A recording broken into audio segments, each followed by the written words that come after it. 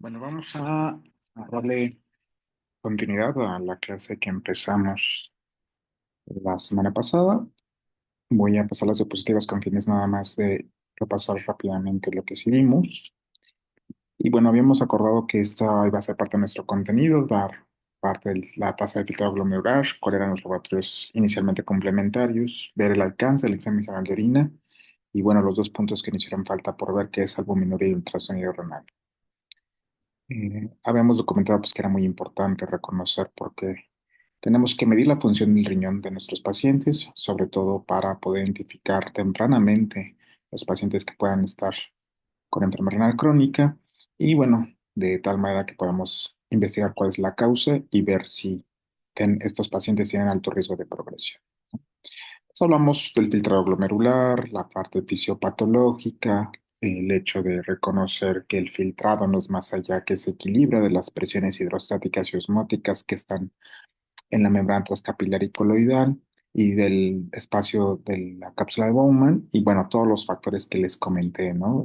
Que pueden afectar esta tasa de filtrado y que es importante siempre que las identifiquemos tempranamente en nuestros pacientes, ya que muchos de ellos, de estos factores que están documentados en esta diapositiva, están inmersos en el historial de nuestros pacientes. Hablamos un poco de las fórmulas, que es parte pues, de la tarea número uno que vamos a evaluar próximamente sobre pues, la aplicación de estas fórmulas para evaluar tasa de filtrado glomerular. Y bueno, hablamos cuáles eran los falsos positivos, los falsos negativos, en los métodos para evaluar esa tasa con creatinina, la importancia de ver que podemos hacer otras mediciones como creatinina cistatina y cuándo nosotros utilizar tasa de filtrado glomerular medida, que es nuestro gol estándar, ya sea con Yoexol o Yotalamato. Quedamos que pues hoy en día las guías CADIGO, que son las guías internacionales, fueron actualizadas en el 2024 y da muchas sugerencias relacionadas a la forma adecuada de poder evaluar estos pacientes y cuáles son pues aquellas especificaciones o condiciones que tenemos que evaluar en los pacientes para poder determinar su tasa de filtrado ya sea con creatinina o cistatina. Por otra parte, pues siempre debemos recordar que la tasa de filtrado medida pues tiene ciertas indicaciones que vienen en esta diapositiva y que, como les había comentado, generalmente lo hacemos sobre todo con fines de investigación.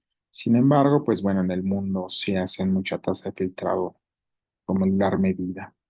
Hablamos un poco del gamagrama, los tres componentes de la realización del gamagrama. Les dejé ahí la liga de YouTube para poder reconocer un poquito más estas fases y qué nos dicen muchos estos marcadores. Y bueno, es otra forma de hacer evaluación de la función. Hablamos mucho del examen de orina. Esto realmente lo iremos viendo poco a poco en las rotaciones clínicas, el algoritmo de la hematuria, el algoritmo de la leucotrocisituria, de tal manera que nos permitan saber si las afectaciones las vemos a partir del riñón, o sea, que está afectada la tasa de filtrado glomerular, o en su defecto proviene de cualquier lado de la vía urinaria. Y empezamos a hablar un poquito de sedimento urinario. Vean, nos da mucha información, aunque no es nada específico. Y como lo vamos a ver en alguna clase, pues la enfermedad renal la podemos dividir en síndromes. Y estos síndromes pueden estar inmersos en diferentes tipos de manifestaciones y ellos lo podemos encontrar en afectaciones en el sedimento urinario, ¿no? Desde estas células presentes nada más como eritrocitos o leucocitos o incluso ya formando algún tipo de cilindro eritrocitario o hemático que definitivamente nos hablará mucho de datos de actividad de alguna enfermedad probablemente sistémica. Y bueno, estos son los ejemplos. En la rotación de piso verán cómo hacemos el sedimento urinario y espero que tengan la oportunidad de poder revisar vía microscopio alguno de ellos. En la parte final, pues hablamos de los cristales y bueno, esto lo experimentaremos más cuando hablemos de las enfermedades metabólicas asociadas a litos, que es toda una clase, pero bueno, vean, las causas endógenas o incluso exógenas por algunos medicamentos, pues van a estar inmersos en la presentación de estas enfermedades y los podemos ver en diferentes tipos de cristales. Entonces, todo esto nos dice el examen de orina. Para hablar un poco de proteinuria, también tenemos que reconocer si estas proteínas provienen de específicamente del riñón asociado a una afectación de la tasa de filtrado glomerular, es decir, se afectó estas tres capas que hemos dicho en la parte de fisiopatología y por lo tanto, si se ven afectadas, consideraremos que esa proteína proviene del glomérulo. Tiene ciertas características que comúnmente las proteinurías son altas. Se dice que cuando hablamos de proteína específicamente glomerular tiene que estar arriba de 3,5 gramos, aunque no es precisamente la condición. Sin embargo, muchas veces puede ser que la barra de filtración esté normal y lo que está afectado son los túbulos, o sea, los túbulos son los que está generando que no se reabsorban las proteínas, disminuya su reabsorción o haya mayor secreción. Y como sabemos, hay diferentes tipos de proteínas tubulares, ¿no? Transformase es la más conocida, pero generalmente nosotros nos damos cuenta que la proteinuria que vemos en nuestros pacientes son proteínas más bajas, ¿no? Se considera que menos de 1 gramo o incluso hasta 2 gramos por día. Y bueno, también puede haber otras causas que puedan explicar la proteinuria, y esto está asociado no precisamente a que está afectado ni el glomérulo ni el túbulo, sino que la carga filtrada puede ser excesiva, muy semejante como cuando pasan las concentraciones de glucosa elevadas, que sobrepasa el umbral y entonces empezamos a ver glucosuria, así pasa con la proteinuria. Y esto pasa sobre todo en enfermedades asociadas a gamopatías monoclonales, es decir, estas enfermedades hematológicas donde hay disproteinemias y hay mayor producción de cadenas ligeras o incluso pesadas, en lo cual hace que esta sobrecarga de proteínas, pues en algún momento empiece a evidenciarse a través de la orina. Y otro de los ejemplos que también podría ser, pues es cuando hay radiomiólisis, que bueno, es final de cuentas la presencia de mioglobinuria y esto va igual a sobrecargar el gap que tiene la barra de filtración glomerular y por lo tanto podremos ver proteinurías un poco más altas de 2 a 3,5 gramos, pero con una etiología específica. Otra forma de poder clasificar esta proteinuria se puede dar en transitoria persistente, dependiendo de estas características de temporalidad que viene en la diapositiva, pero algo que sí es muy importante es que si nosotros vemos que hay proteinuria en algún examen general de orina, es necesario cuestionar estas actividades, ¿no? Ejercicio previo, un embarazo, que haya tenido fiebre, algún medicamento, crisis convulsivas, pasar por una infección o algún tipo de fármaco. Y es necesario que nosotros esperemos aproximadamente de 7 a 14 días para volver a repetir ese examen general de orina y que estas condiciones no estén inmersas, ¿no? Claro, embarazo pues se considera una proteinuria específica temporal que va en corte de 150 miligramos día, pero al final de cuentas siempre es importante que si encontramos un factor de riesgo como es este, lo reevaluemos posteriormente al menos 7 a 14 días. Y bueno, cuando tenemos una proteína persistente, pues pertenece a una causa de estudio. Otra forma de clasificarlo, esto ya lo habrán leído en algún momento, es nefrótica, subnefrótica, y esto habla pues específicamente del punto donde se ha afectado la barrera de filtración. Si la barrera de filtración está afectada precisamente en la parte externa, que son estas células epiteliales especializadas llamadas podocitos, la pérdida negativa que estas células tienen hace que eh, exista una gran cantidad de proteínas excretadas. Por lo tanto, la proteína comúnmente nefrótica por afectación podocitaria es mayor de 3,5 gramos. Todo lo que está por debajo de ello se considera como subnefrótica y generalmente entra pues entre otro clasificación sindromática. Hablar de albuminuria específicamente es hablar de que la proteína que nosotros tenemos seguramente es una proteinuria selectiva, es decir, como ustedes saben, la albúmina es la proteína más en cantidad frecuente presente en la sangre y lo es así también en la orina. Es por ello que la albuminuria hoy en día es nuestro marcador de progresión más importante. Eh, Antes esto se clasificaba como viene en la primera palabra, como normo, micro, macro, pero hoy en día se ha subclasificado en etapas y sobre todo pues asociada a progresión, ¿no? Vean, de baja progresión, de moderada progresión y gravemente progresión.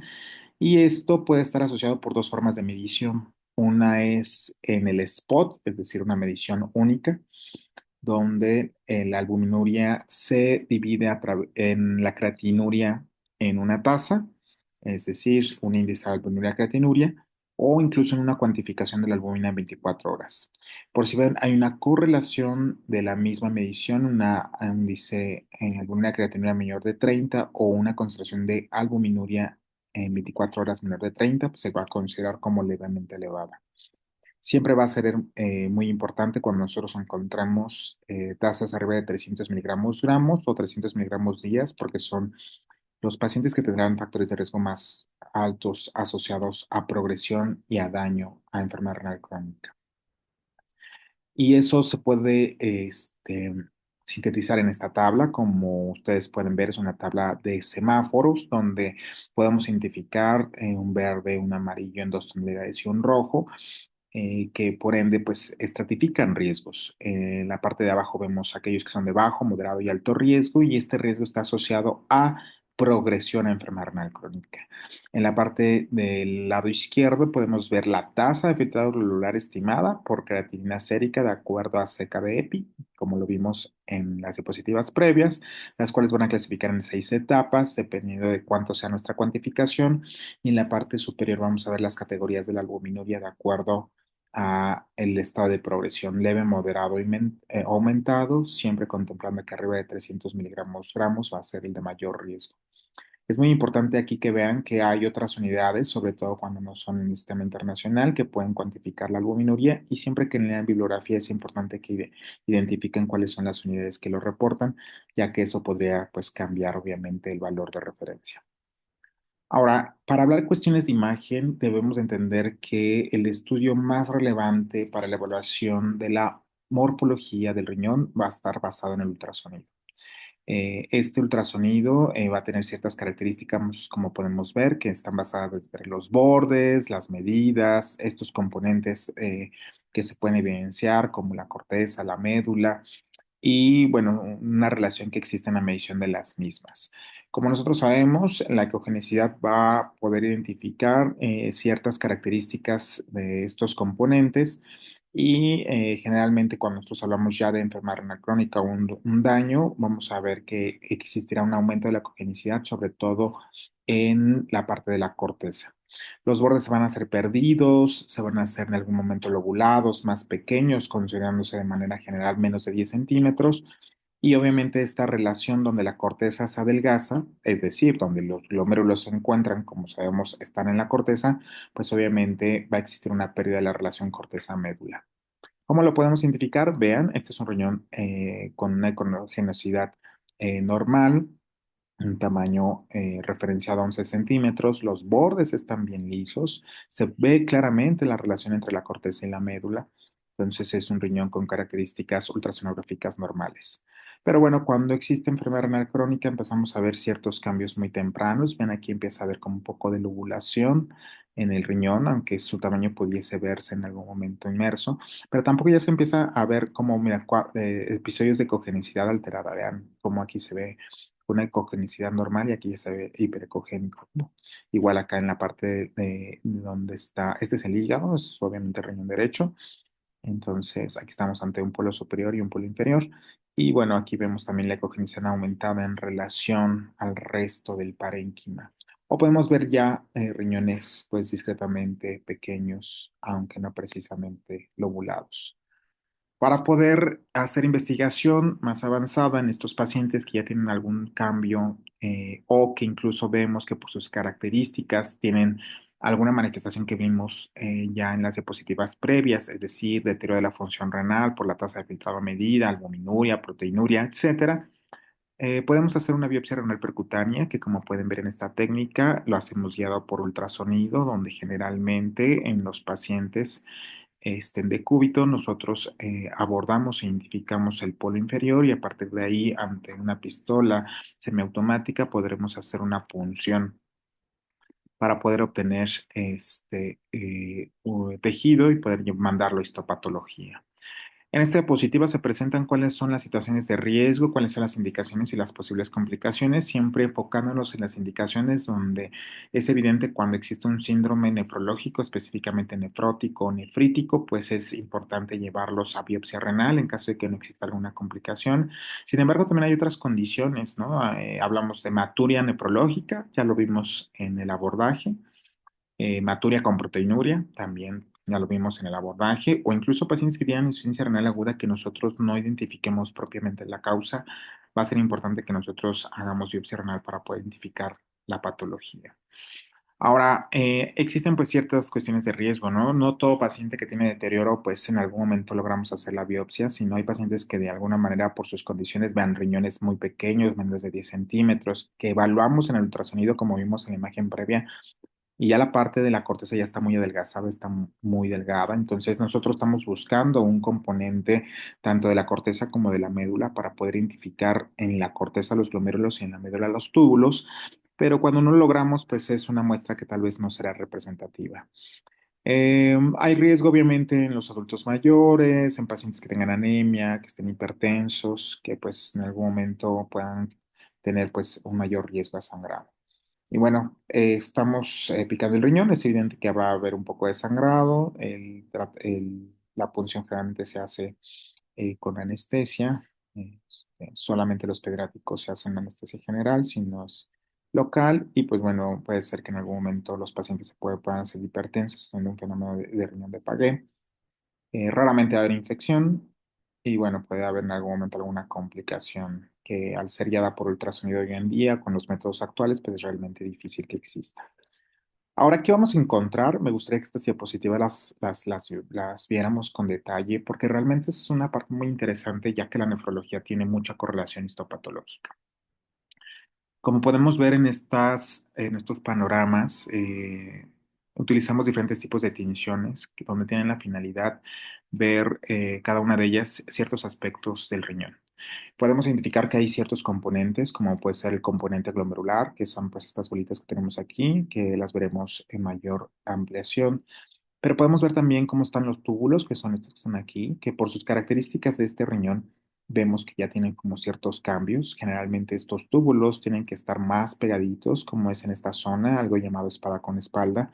Pero cuando en algún momento hay algún tipo de tejido que está inmerso entre cada uno de de esos túbulos, quiere decir que a lo mejor ya hay datos de fibrosis. Esto se llama intersticio y obviamente cuando hay un proceso inflamatorio en el cual abunda que en este intersticio, donde seguramente hubieron células de inflamación, se produzca pues mayor cantidad de citocinas, fibrina, etcétera, pues estas túbulos se van a tender a atrofiar, a separarse y va a existir algo que se llama atrofia tubular o fibrosis intersticial.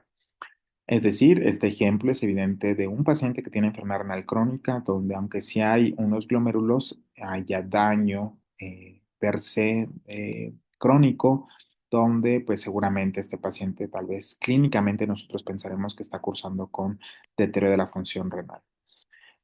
Sin embargo, si hacemos ejemplificaciones de algún otro tipo de manifestación en el riñón, podemos ver estas características. Vamos a hacer una ampliación del componente glomerular y vean qué bonito se ven, ¿no? Estos son los espacios que se encuentran en el glomérulo, donde podemos ver los eritrocitos, se ven bien definidos. Estas células endoteliales que podemos ver aquí están llenas de eritrocitos. Sin embargo, aunque eso es esperado que sea realmente normal, podemos ver que en algunas de ellas también encontramos aquí inflamación. Vean, estas son células mononucleares que, como seguramente recordarán en sus clases de histología, por sus características, son núcleos grandes con un citoplasma escaso y se marginan donde seguramente hay un proceso de inflamación, ¿no? Entonces, a esto en histopatología lo conocemos como hipercelular endocapilar, pero bueno, lo que quiero que entendamos es que seguramente este paciente estará cursando con un proceso de inflamación.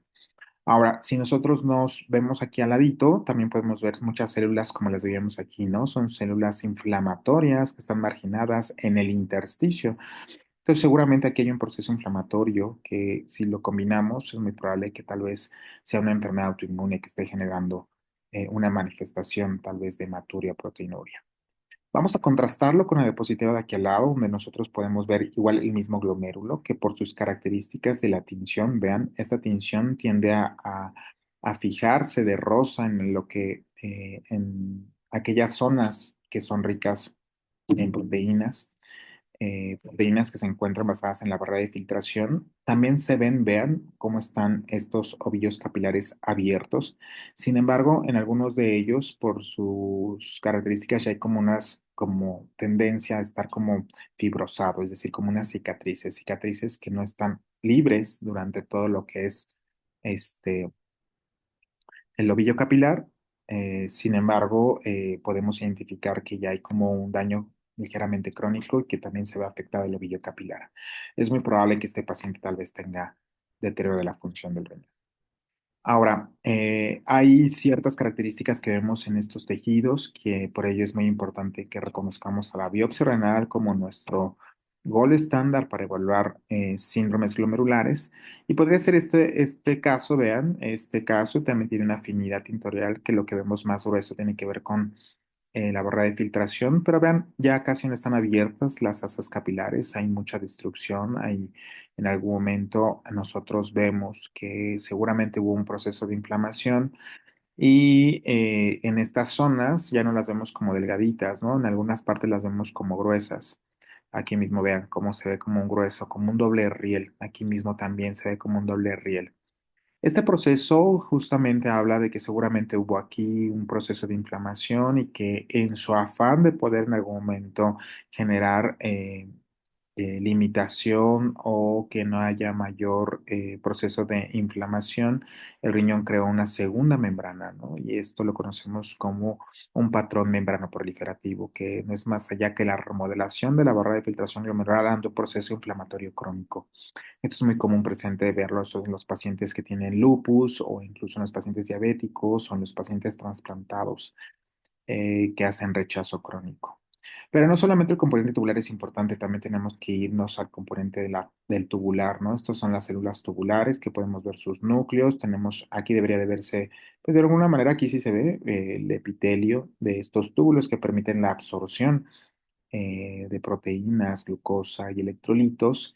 Pero bueno, aquí vean cómo podemos ver que independientemente de estas células que tienen estos núcleos grandes, hay una célula que está marginando, ¿no? Y es una célula que por sus características tintoriales parece ser una célula monocítica con un núcleo grande. Hablar pues seguramente de una inflamación en tubular. No solamente nos quedamos con la parte de la microscopía de luz, nosotros estudiamos también algo que se llama inmunofluorescencia, que no es más allá que la fijación ante una relación antígeno-anticuerpo y un anticuerpo que florece ante un microscopio específico, donde contrasta fases y nos permite ver si hay un anticuerpo específico que está fijándose en alguna parte del riñón.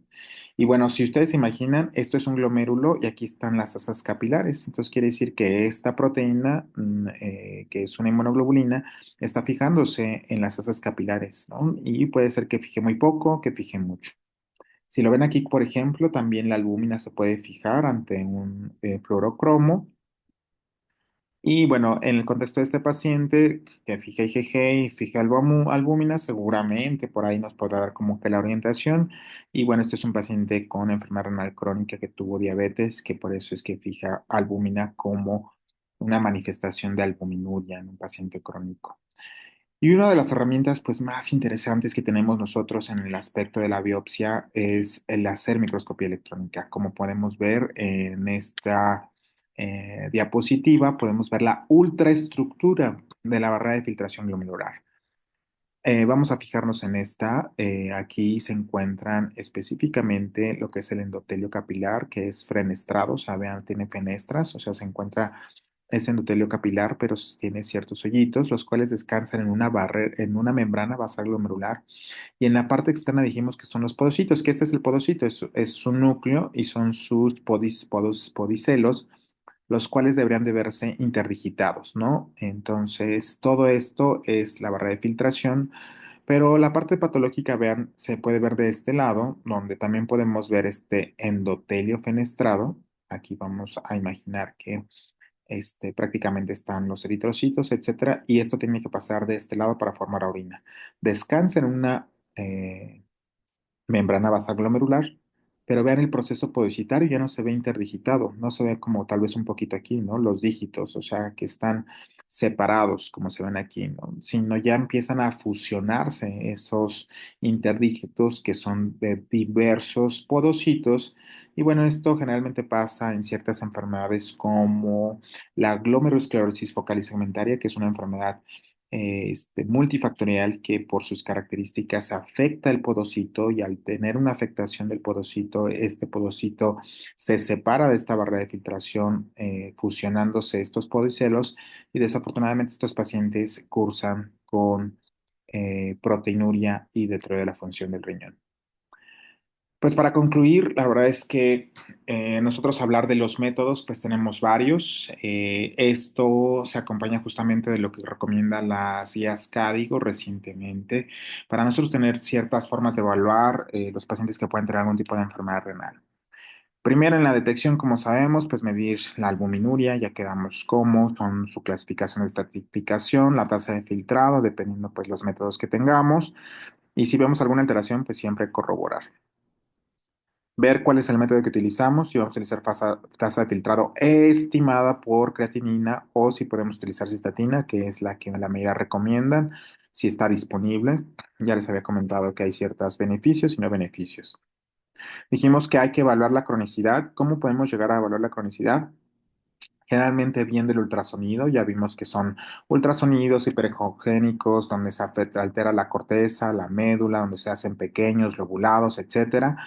Y en tanto así estamos evaluando algún síndrome, hacer una biopsia renal que nos permita identificar estos cambios de cronicidad, ¿no? Vimos en nuestra diapositiva que ya había como datos de fibrosis, ¿no? Y había atrofia de los túbulos, entonces esto nos lo dice también el patólogo y podemos identificar si hay un daño de manera crónica.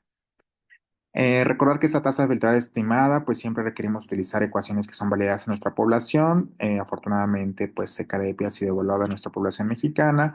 Sin embargo, tenemos que saber que esto ha cursado con muchos cambios. Antes, recordemos que utilizábamos la raza y específicamente la raza afroamericana como una variable. Hoy en día, pues ya no lo utilizamos. Ya lo han sacado de esta tasa por muchas condiciones, obviamente, raciales. Y bueno, no solamente nos quedamos en la evaluación, sino tenemos que ir a la causa, y esta causa es donde entran todos los laboratorios complementarios, ¿no? Y sobre todo también la biopsia que nos va a permitir, como vimos en la inmunofluorescencia o en la microscopía electrónica, poder determinar alguna causa secundaria. Entonces, siempre, si es posible, en un síndrome nefrológico, llevarlos a biopsia. Y pues bueno, una vez que hagamos diagnóstico, siempre es importante qué vamos a hacer, ¿no? Entonces, el seguimiento siempre tendrá que hacerse pues con albuminurias o la evaluación de la función de manera consecutiva para que nosotros podamos en algún momento determinar progresión. De manera de conclusión, pues sabemos que hay diversos métodos para evaluar la función renal, todos ellos son complementarios, no existe algún específico y por lo menos va a permitir establecer síndromes nefrológicos. Hoy en día el examen de orina pues es muy relevante, ya vimos que podemos ver función del túbulo, podemos ver función del glomérulo y lo podemos complementar e incluso ir más allá con microscopio de luz para evaluar sedimento urinario. El ultrasonido pues es la más importante. Si ustedes en un examen les preguntan, siempre contesten el ultrasonido como la herramienta más relevante por las características que vimos y ojalá tengamos la oportunidad de hacer ultrasonidos en las rotaciones para que ustedes vean estas características de cronicidad. Y por siempre, mi gol estándar, la biopsia renal. Espero que les hayan gustado las imágenes y vean cómo esto nos puede llevar a un diagnóstico, sobre todo cuando estamos en algún momento sospechando de alguna enfermedad renal parenquimatosa. Pues sería todo.